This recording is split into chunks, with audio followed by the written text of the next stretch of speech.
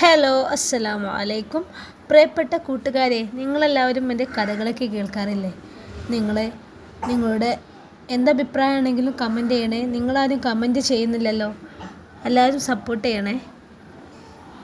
നിങ്ങളുടെ സപ്പോർട്ടാണ് ഞങ്ങളുടെ വിജയം. എല്ലാവരും സബ്സ്ക്രൈബ് ചെയ്ത് കാണണേ. ഇൻഷാ അല്ലാ ഈ കഥയുടെ മറ്റൊരു എപ്പിസോഡിലേക്ക് നമുക്ക് പോകാം. ഷാഫി കിച്ചണിലേക്കുള്ള വാതിലടിച്ചത് കണ്ടതും സിറ്റൗട്ടിലൂടെ വേഗത്തിൽ പുറത്തേക്ക് നടക്കാനൊരുങ്ങിയ മൂത്തമ്മയുടെ മുന്നിലേക്ക് ചെന്ന് നിന്ന് ഷാഫി ചോദിച്ചു, അല്ല, നിങ്ങൾ എവിടേക്കാണ് പോകുന്നത്? അകത്തേ കയറ് എന്നും പറഞ്ഞ് അവരെ വീണ്ടും അകത്തേ കയറ്റി ആ വാതിലടച്ചു. അത് കണ്ടതും മൂത്തമ്മ തൊണ്ട വരണ്ടതുപോലെ പറഞ്ഞു, ഷാഫി, ഈ വാതിൽ തുറക്ക്, ഞങ്ങൾക്ക് പോകണം. എവിടേക്ക് പോവാം? എൻ്റെ വീട്ടിൽ വന്നിട്ട് ഞങ്ങളൊക്കെ ഇല്ലാത്തതൊക്കെ പറഞ്ഞ് നിങ്ങൾക്ക് തോന്നുമ്പോൾ പോവാം. ഇത് നിങ്ങൾ രണ്ടാളും ആരാണ്? എനിക്ക് പറയാനുള്ളത് കൂടി കേട്ടിട്ട് പോയാൽ മതി രണ്ടാളും. നിങ്ങൾ ഉമ്മയും മോളും എന്താ പറഞ്ഞേ? ഈ തറവാടിൻ്റെ മഹിമ ഞങ്ങളാണല്ലേ ഇല്ലാതാക്കുന്നത്? അത് പറയാൻ നിങ്ങൾക്കൊക്കെ എന്ത് അധികാരമാണ് ഉള്ളത് മുത്തമ്മ? എനിക്ക് അങ്ങനെ നിങ്ങളെ വിളിക്കാൻ തന്നെ ഇഷ്ടമില്ല. പക്ഷേ ഞാൻ എൻ്റെ ഒരു മര്യാദ കൊണ്ട് അങ്ങനെ വിളിക്കാണ്. ഞാൻ കെട്ടി ഒഴിവാക്കിയ പെണ്ണേ ഈ വീട്ടിൽ കാല് കുത്തതിന് മുമ്പ് തന്നെ ഈ നാട്ടിലുള്ള ആരെങ്കിലും മഞ്ഞയും സുറുമത്തെയും ചേർത്ത് വല്ലതും പറഞ്ഞതായി നിങ്ങൾ കേട്ടിട്ടുണ്ടോന്ന്? എന്താ നിങ്ങൾ മിണ്ടാതിക്കണേ? ഇത് കേട്ടേ മൂത്തമ്മ ഒന്നും മിണ്ടാതെ നിൽക്കുകയായിരുന്നു. നിങ്ങൾ നാവിറങ്ങിപ്പോയോ? നിങ്ങളോടാണ് ഞാൻ ചോദിച്ചത്, ഷാഫി ശബ്ദം കൂട്ടി ചോദിച്ചു. അത് കേട്ടതും മൂത്തമ്മ അവനെ നോക്കാതെ പറഞ്ഞു, അതൊന്നും എനിക്ക് ഓർമ്മയില്ല. അങ്ങനെ എല്ലാവരും പറയുന്ന കേട്ടു, അപ്പോൾ പറഞ്ഞു എന്നേ ഉള്ളൂ.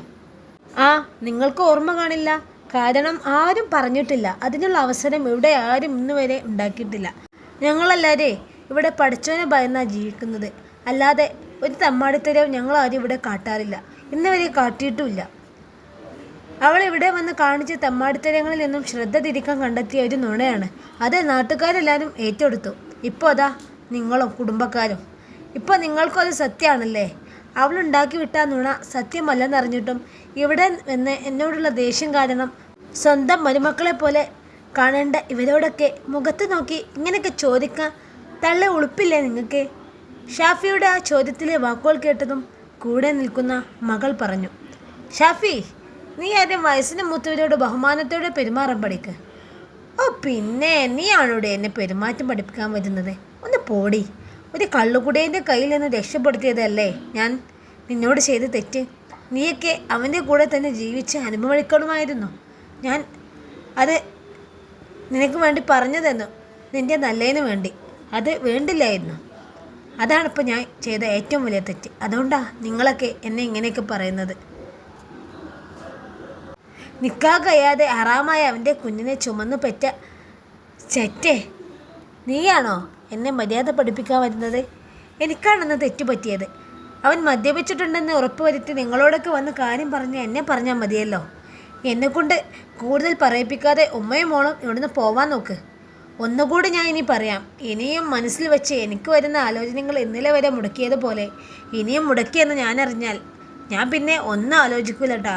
നിൻ്റെ കെട്ടിയവനോട് കല്യാണത്തിന് മുമ്പ് കഴിഞ്ഞ മുഴുവൻ കാര്യങ്ങളും ഞാൻ തുറന്നു പറയും. രണ്ടാളും കേട്ടോളൂ. ദേഷ്യം കയറിയ ഷാഫി കൂടുതൽ പറയണമെന്നുണ്ടായിട്ടും പ്രായമായ സ്ത്രീ എന്ന ഒറ്റ പരിഗണന നൽകി ക്ഷമയോടെ നിൽക്കുമ്പോൾ വാതിൽ തുറന്ന് പുറത്തേക്കിറങ്ങുന്ന സമയത്ത് പിറുപിറുത്തുകൊണ്ട് മൂത്തമ്മ പറഞ്ഞു, ഈ പെണ്ണ് കെട്ടുന്നത് ഞങ്ങൾക്കൊന്ന് കാണണം. ആ വർത്താനം കൂടി കേട്ടതോടെ ഷാഫി മൂത്തമ്മയുടെ അടുത്തേക്ക് ചെന്ന്, എന്താ നിങ്ങൾ പറഞ്ഞേ? ഒന്നും കൂടി പറയ്, ഒരിക്കൽ കൂടി പറയ്. ദേഷ്യത്തോടെ മൂത്തമ്മയെ തടഞ്ഞു നിർത്തി ഇപ്പോൾ തല്ലുമെന്ന ഭാവത്തിലായി. ഇത് കണ്ടുകൊണ്ടാണ് പുറത്തേക്ക് പോയിരുന്ന ഉമ്മയും ഇപ്പയും നൗഫലും വീട്ടിലേക്ക് വരുന്നത്.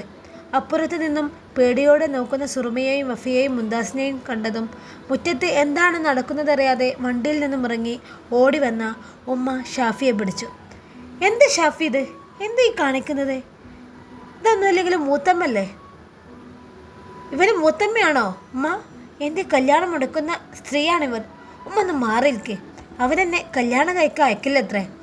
ഒരേ കയ്യും കാലും ഞാൻ തല്ലൊടുക്കും, ഉറപ്പാ. എനിക്ക് അത്രക്കും ഒരേ കൊല്ലാനുള്ള ദേഷ്യമുണ്ട് എന്നൊക്കെ പറഞ്ഞ് ഷാഫി അവനെ തടഞ്ഞു തന്നെ വെച്ചു. പക്ഷേ ഉമ്മ അവനെ പിടിച്ചു മാറ്റി. ഇത് കണ്ടതും ഉപ്പ പറഞ്ഞു, ഷാഫി, ഈ അകത്ത് പോ.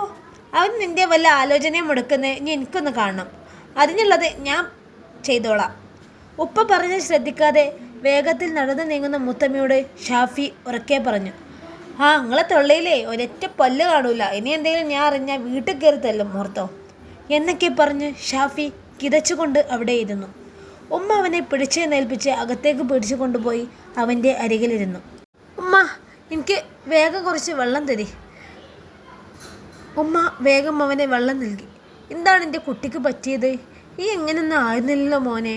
പ്രായമായ ആളുകളല്ലേ, അവരെന്ത് പറഞ്ഞാലും നമ്മളല്ലേ ക്ഷമിക്കേണ്ടത്. ഉമ്മ, അവരെന്തൊക്കെയാണ് ഇവിടെ വന്ന് പറഞ്ഞതെന്നറിയാമോ? നമ്മൾ ഈ കുടുംബത്തിൻ്റെ പേര് കളഞ്ഞത്രേ. എന്നെയും സുറുമത്തെയും ചേർത്ത് നാട്ടുകാർ പറയുന്ന വർത്താനം അവരും പറഞ്ഞ ഞാൻ കേട്ടു നിൽക്കണോ ഉമ്മ? ഇവർക്ക് നമ്മളുമായി ഒരു ബന്ധവുമില്ലേ? ഇത് കേട്ടതും അനിയൻ നൗഫൽ പറഞ്ഞു. നീ അവൻ്റെ മോളെ കല്യാണം മുടക്കിയ കലിപ്പാണ്. മൂത്താപ്പയോട് ഞാൻ പറയാം. അങ്ങനെ വിട്ടാൽ പറ്റൂലല്ലോ അവരെ. ഉമ്മ ഷാഫിയെ തന്നെ നോക്കിയിരിക്കുകയായിരുന്നു. പാവം എൻ്റെ മോനെ, എന്ത് പക്വതയോടെയും ക്ഷമയോടും സംസാരിച്ചിരുന്ന കുട്ടിയാണ് ഇപ്പോൾ ദേഷ്യം കൂടിയിരിക്കുന്നു.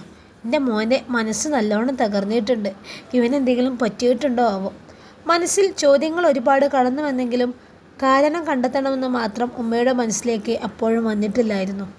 ദിവസങ്ങൾ പിന്നെയും മുന്നോട്ട് പോയിക്കൊണ്ടിരുന്നത് ഷാഫിയുടെ സ്വപ്നങ്ങളിലേക്കും ജീവിതത്തിലേക്കും ഒന്ന് തിരിഞ്ഞു പോലും നോക്കാതെയായിരുന്നു. ആയിടയ്ക്കാണ് ഷാഫി ഒരു ബ്രോക്കർ വഴി കണ്ടിഷ്ടപ്പെട്ട കുട്ടിയെ കാണാൻ അവൻ്റെ വീട്ടുകാർ കുട്ടിയുടെ വീട്ടിലേക്ക് പോകുന്നത്. അങ്ങനെ എല്ലാവരും കൂടി കുട്ടിയെ കാണാൻ പോയപ്പോൾ വീട്ടിൽ ഒറ്റയ്ക്കിരിക്കുന്ന ഷാഫി കണ്ട കുട്ടിയെക്കുറിച്ച് ആലോചിക്കുകയായിരുന്നു. കൂട്ടുകാരനും ഓട്ടോ ഡ്രൈവറുമായ ഇക്ബാലിൻ്റെ പരിചയക്കാരനായ ഒരു ബ്രോക്കർ വഴി വന്ന ആലോചനയാണ്. ഇക്ബാലും കൂടെ വന്നിരുന്നു. കണ്ടിട്ട് വലിയ കുഴപ്പമൊന്നും തോന്നിയില്ല. അപ്പോൾ വീട്ടുകാരോടൊന്ന് കാണാൻ പറഞ്ഞു. ഇവിടെ എല്ലാവർക്കും പറ്റിയാൽ പിന്നെ അവർ അന്വേഷിക്കാമെന്നാണ് പറഞ്ഞിരിക്കുന്നത്. അതുകൊണ്ടാണ് വീട്ടുകാരെ പറഞ്ഞയച്ചത്. ഏത് കുട്ടിയെ കണ്ടാലും ഇപ്പോൾ കൂടുതലൊന്നും ആഗ്രഹിക്കാറില്ല. ശരിയാവുമ്പോൾ ശരിയാവട്ടെ എന്ന അവസ്ഥയിലേക്ക് എത്തിയിരുന്നു. വീട്ടുകാർ പോയി വരട്ടെ, നടക്കുമോ ഇല്ലയോ എന്ന് വന്ന് കണ്ടറിയാം. ഒരു വിവാഹബന്ധം ഏർപ്പെടുത്തുമ്പോൾ ഉണ്ടാകുന്ന മാനസികമായ ബുദ്ധിമുട്ടുകൾ ആണുങ്ങളിൽ ചിലർക്ക് മാത്രമാണ് തലവേദനയായി മാറുക. അങ്ങനെ വരുന്നവർക്ക് പിന്നീട് ജീവിതം തന്നെ വെറുത്തു പോകാൻ ഇടവരുന്നുണ്ട്. ആദ്യത്തെ ബന്ധം ഏർപ്പെടുത്തിയ ഷോക്കിൽ നിന്ന് ചിലർ ഒരുപാട് കാലമെടുത്തായിരിക്കും സാധാരണ നിലയിലേക്ക് എത്തുന്നത്. ചിലർ സ്വപ്നങ്ങളൊക്കെ ബലി കൊടുക്കാൻ തയ്യാറായാൽ പെട്ടെന്ന് പുതിയൊരു ബന്ധം ശരിയാവുമെന്ന് കരുതും. പക്ഷേ സമാധാനം ഇല്ലാത്തൊരു ജീവിതം നയിക്കേണ്ടി വരുന്നത് പിന്നീടായിരിക്കും മനസ്സിലാവുന്നത്. രണ്ടാമത്തെ കല്യാണം പെട്ടെന്ന് ശരിയായില്ലെങ്കിൽ ആളുകളൊക്കെ എന്തെങ്കിലും ചിന്തിക്കുമെന്ന് ഭയന്ന് മനസ്സിന് ഇഷ്ടപ്പെടാത്ത പെൺകുട്ടികളെ ഇഷ്ടപ്പെട്ടെന്ന് പറയുകയും അവരെ കല്യാണം കഴിക്കുകയും അവസാനം മനസ്സുകൊണ്ട് അടുക്കാൻ കഴിയാതെ ആ കുട്ടിയുടെ ജീവിതം നശിപ്പിക്കുന്നവരുണ്ട്. പിന്നെ ചില ആൺകുട്ടികൾക്ക് ദാമ്പത്യ ജീവിതം എന്നത് കിനാവ് കാണാൻ തുടങ്ങിയ അന്നു മുതൽ ദിവസങ്ങളെണ്ണി കാത്തിരിക്കുന്നത് ഒന്നായിരിക്കും. അവർക്ക് മനസ്സിന് ഇഷ്ടപ്പെട്ട പെൺകുട്ടികളെ ലഭിച്ചില്ലെങ്കിൽ പിന്നീട് മുന്നോട്ട് പോകാൻ വലിയ ബുദ്ധിമുട്ട് തന്നെയായിരിക്കും. ഇത്തരം ആളുകളിലേക്ക് വിവാഹ ജീവിതത്തിലെ പരീക്ഷണം എങ്ങാനും ഇറങ്ങിയാൽ അവരുടെ ദുനിയാവ് പിന്നീട് ദുഃഖങ്ങൾ മാത്രം നിറഞ്ഞതായിരിക്കുമെന്നാണ് കൂടുതൽ സാധ്യത. ഷാഫി നടന്നു നീങ്ങിക്കൊണ്ടിരിക്കുന്നതും അത്തരം പരീക്ഷണങ്ങളിൽ മാത്രം വിളഞ്ഞു നിൽക്കുന്ന വയലുകൾക്കൊക്കെ നടുവിലൂടെയാണ് പോകുന്നത്. ആർക്കറിയാം വരാനിരിക്കുന്ന ജീവിതത്തിലെ സന്തോഷത്തിൻ്റെയും ദുഃഖത്തിൻ്റെയും ഗതി ഏത് ദിശയിലും വേഗത്തിലും ആയിരിക്കുമെന്ന്. നമ്മൾക്ക് ചിന്തിക്കാൻ കെൽപ്പുള്ള മനുഷ്യർ എന്നൊക്കെ പറഞ്ഞിട്ടെന്ത് കാര്യം? സ്വന്തം ജീവിതത്തിലെ അടുത്ത സെക്കൻഡ് പ്രവചിക്കാനൊന്നും ഈ മനുഷ്യർക്ക് കഴിവില്ലല്ലോ. അതാണ് മനുഷ്യരുടെ കാര്യം. നമ്മൾ ഭയങ്കര അഹങ്കാരത്തോടെയൊക്കെ നടക്കുന്നുണ്ട്. പക്ഷേ മനുഷ്യന് ഓരോ സെക്കൻഡിലും എന്താ സംഭവിക്കാമെന്നും ഒന്നും നിർവചിക്കാൻ പറ്റില്ല. ഈ കാര്യങ്ങളൊക്കെ ആലോചിച്ച് പതിവ് പോലെ ഇരിക്കുമ്പോഴാണ് ഷാഫിയുടെ മൊബൈലിലേക്ക് ആബിദയുടെ ഭർത്താവ് വിളിക്കുന്നത്. അളിയനും അവരുടെ കൂടെ പോയിട്ടുള്ളത് കൊണ്ട് എന്തോ കാര്യമായി പറയാനുണ്ടെന്ന് മനസ്സിലായി. ഫോൺ അറ്റൻഡ് ചെയ്ത് സലാം പറഞ്ഞതും അളിയൻ ചോദിച്ചു, അല്ല ഷാഫി, അല്ല എന്താ എൻ്റെ ഉദ്ദേശം? കാര്യം മനസ്സിലാവാതെ ഷാഫി പറഞ്ഞു, എന്താ അളിയ? അത് പറഞ്ഞതും അളിയൻ ചൂടായിക്കൊണ്ട് പറഞ്ഞു, ഷാഫി, ഈ ഞങ്ങളെ ഇങ്ങോട്ട് പറഞ്ഞയച്ചത് നിനക്ക് കുട്ടിയെ ഇഷ്ടപ്പെട്ടിട്ടാണോ അതോ ഞങ്ങൾക്കിട്ട് പണി തരാനോ? എന്താ അളിയ അങ്ങനെ ചോദിച്ചേ? എനിക്കൊന്നും മനസ്സിലായില്ല. ഞാനെന്തിനെ നിങ്ങൾക്ക് പണി തരണം? എന്തുണ്ടായി? കുട്ടിയെ ഇഷ്ടപ്പെട്ടില്ലേ? ഷാഫി, എനിക്ക് എന്താണ് പറ്റിയത്? അവനവന് ചേർന്ന കുട്ടികളെയല്ലേ കണ്ടെത്തേണ്ടത്. ഈ കുട്ടി എനിക്ക് പറ്റിയതാണോ? അളിയൻ ഉമ്മാക്ക് ഫോൺ കൊടുത്തു. ഉമ്മ പറഞ്ഞു. ഷാഫി, ഞങ്ങൾ വീട്ടിലേക്ക് വന്നിട്ട് ബാക്കി പറയാട്ടോ എന്നും പറഞ്ഞ് ഉമ്മ ഫോൺ കട്ടാക്കി. ഫോൺ വെച്ചതും പുതിയ ടെൻഷൻ വരവറിയിച്ചു. അതെന്താ അളിയൻ അങ്ങനെയൊക്കെ പറഞ്ഞത്? ഉമ്മ എന്താ ശബ്ദം കനപ്പിച്ച് സംസാരിച്ചത്? കുട്ടിയെ കാണാൻ ഭംഗിയൊക്കെ ഉണ്ടായിരുന്നല്ലോ. എന്താണ് ഇവർക്ക് പറ്റാതിരിക്കാനുണ്ടായ കാരണം? ചിന്തകൾ മത്സരം നടത്തി പിരിമുറുക്കം കൂട്ടിക്കൊണ്ടിരുന്നു. കൂടുതൽ വൈകിയില്ല. പോയർ വീട്ടിലേക്ക് കയറിയതും ഉമ്മ പറഞ്ഞു. അല്ല ഷാഫി, എനിക്ക് എന്താണ് പറ്റിയത്? അതിൻ്റെ ഡിമാൻഡൊക്കെ വേണ്ടെന്ന് വെച്ചോ? ആ കുട്ടിയുടെ വീട്ടിലേക്ക് ഒരു റോഡ് പോയിട്ടൊരു വഴി പോലില്ല. പോട്ടെ, വഴിയൊന്നും നമുക്ക് നോക്കണ്ട, വലിയ കാര്യമല്ല. വീടാണെങ്കിലോ ചെറിയൊരു വീട്, അതും പോട്ടെ, പൈസ പഠിച്ചോ തരുന്നതാ. അതിപ്പോൾ നാളെ ആരുടെ കയ്യിലാണെന്ന് നമുക്ക് പറയാൻ പറ്റില്ല. അതൊന്നും നമ്മൾ നോക്കുകയില്ല. പക്ഷെ കുട്ടിയെ നോക്കണ്ടേ? ആ കുട്ടിയും നീയും തമ്മിൽ എന്തെങ്കിലും ചേർച്ചുണ്ടോ? പഠിച്ചോന് നിങ്ങൾക്ക് മനസ്സിനിണങ്ങിയ കുട്ടികളെ കണ്ടെത്താൻ അനുമതി തന്നത് നീ മറന്നോ? കല്യാണം ശരിയായില്ലെങ്കിൽ ഏതെങ്കിലും പോയി കിട്ടാൻ നിന്നോട് ഞങ്ങൾ ആരെങ്കിലും പറഞ്ഞോ? അങ്ങനെ കിട്ടിയാൽ നിനക്ക് സമാധാനം കിട്ടുമോ? 2 ദിവസത്തിനുള്ളതാണ് ഈ ഭാര്യ എന്ന് പറയുന്നവൾ. ഉമ്മ, അതെന്താ അങ്ങനെ നിങ്ങൾ പറഞ്ഞത്? എനിക്ക് ഇഷ്ടപ്പെട്ടിരുന്നല്ലോ. ഞാൻ കണ്ടപ്പോൾ നല്ലൊരു കുട്ടിയായിരുന്നല്ലോ.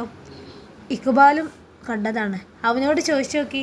നിങ്ങളെങ്ങനെ പറയാൻ മാത്രം? ആ കുട്ടിക്ക് എന്താണ് കുഴപ്പം? ഇനി നിങ്ങൾ കണ്ട കുട്ടിയെ തന്നെയല്ലേ ഞാനും കണ്ടത്? അതോ അവരെനിക്ക് വേറെ കുട്ടിയെ മാറ്റി കാണിച്ചോ? അതൊന്നുമല്ല. ആ വീട്ടിൽ ആകെ 2 പെൺകുട്ടികളേ ഉള്ളൂ. പിന്നെ എങ്ങനെ മാറ്റി കാണിക്കാനാ? ചെറുതാണെങ്കിൽ 7ാം ക്ലാസ്സിലും. അതൊന്നുമല്ല, ഇതാ കുട്ടി തന്നെയാണ് ഈ കണ്ടത്. ഷാഫി എന്തൊക്കെയാണെന്ന് മുന്നിൽ നടക്കുന്നതെന്ന് മനസ്സിലാവാതെ ജ്യേഷ്ഠൻ്റെ ഭാര്യമാരെ നോക്കി. ഇത് കണ്ടതും സുറുമി കയ്യിലുണ്ടായിരുന്ന മൊബൈൽ ഷാഫിക്ക് നൽകി. ഇതാ നോക്ക്, ഇതാണ് ആ പെൺകുട്ടിയുടെ ഫോട്ടോ. ഞങ്ങൾ ആ പെൺകുട്ടി അറിയാതെ എടുത്തതാണ്. ആ ഫോട്ടോ മൊബൈലിൽ കണ്ടതും ഷാഫിയുടെ നെഞ്ചിടിപ്പ് കൂടിക്കൊണ്ടേയിരുന്നു. ഇൻഷാ അല്ലാഹ് ഈ കഥയുടെ ബാക്കി ഭാഗവുമായി നാളെ കാണാം. എല്ലാവരും സപ്പോർട്ട് ചെയ്യണേ. നിങ്ങൾ എന്തഭിപ്രായം ഉണ്ടെങ്കിലും കമൻറ്റ് ചെയ്യണേ. സബ്സ്ക്രൈബ് ചെയ്യാതെ കാണുന്നവരുണ്ടെങ്കിൽ ദയവ് ചെയ്ത് സബ്സ്ക്രൈബ് ചെയ്യണേ. അസ്സലാമു അലൈക്കും.